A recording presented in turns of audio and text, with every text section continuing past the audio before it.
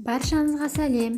Дәмі тіл үйіретін, әр дастарханның сәні болатын, ең бастысы ешқандай жұмыртқаны қажет етпейтін сникерс пирогының рецептімен бөлісемін.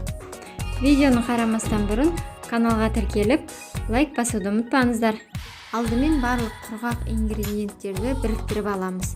300 грамм ұнды елеуіштен өткізіп, оған 3 ас қасық какао ұнтағын қосамыз.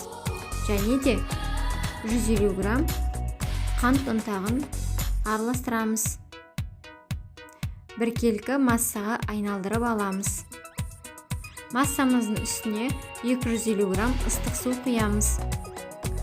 Жақсылап араластырып алған соң 5 ас қасық күнбағыс майын қосамыз.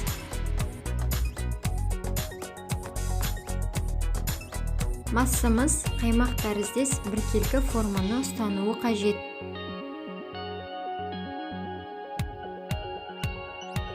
Енді массамызға 9% уксус пен 1 шай қасық ас содасын қосамыз.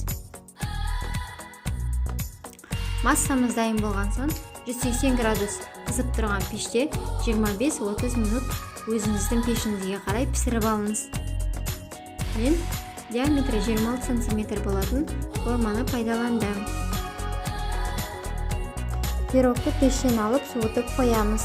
Енді крем үшін 100 грамм жаңғақ пен 200 грамм шоколадты алсаңыздар болады. Алдымен жаңғақтарды орташа етіп үгітіп аламыз.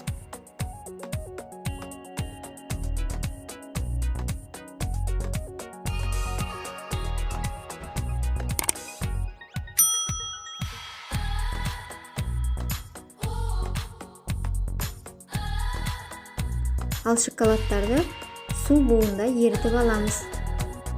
Ерітіп болған соң 10 немесе 20%-ық 50 мл қаймақты қоссаңыздар болады. Және де 2 ас қасық күнбағыс майын қосыңыздар. Шоколадымыз еріп болған соң үстіне жаңғақты қосып, пирогымызды әрлеуге көшеміз.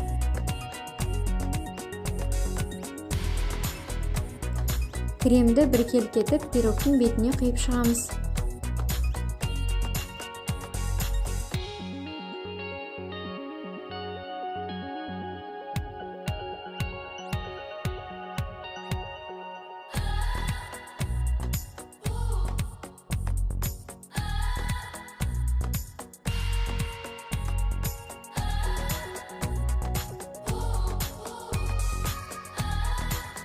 Дайын болған пирогты 30 минутқа тоңазытқышқа қойып қойыңыздар. Осымен біздің пирогымыз дайын. Пирог өте ылғалды және дәмді болып шығады. Пирог дайындаған соң комментарийға жазып бөлісе отырыңыздар.